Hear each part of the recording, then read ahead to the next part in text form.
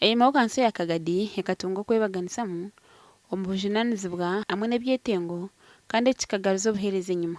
Yosiya ndi bwami mukuru w'entebe ya katana bwa disiturikiti ya Kagadi nagira ngo kutendekwa oku nikuza kwongeza amaani omu kumanya kw'aba kansara ba disiturikiti ya Kagadi.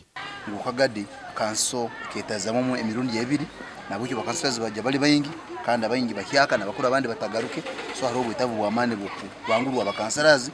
Bimwe ebituhanuire habayireho ekintu ekiyokurobingira abantu bawe ebiteeso byabo mu kanso bireetota kandi bubireta bikiranka.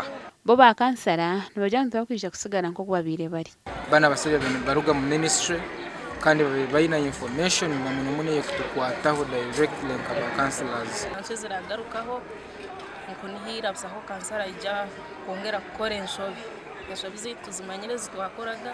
Magezi muwongoro speaker wa district ya Kagadi we nagira ngo muhendo gwa ba kansara gukoyenjera ku ruga hari ba kansara 34 kwika hari nkaga na bana kandi ngu abamwe bakaba batari kumanya ebirukorwa mu kanso abasigere bona bari bahiyaka so amateka rundiki imigendero ya kanso rukiruzo president batakubaye. Nicolas Kamukama Kine omujekero wa president mu district ya Kagadi ashibere ba kansara okutereza emico yabo baba bari mu kanso. You are only lacking a component of discipline. A component of discipline. Please forgive my manners. I am proud to say I am an RDC of Kagadi. I have the best council and the best speaker, the best cow and the best chairperson.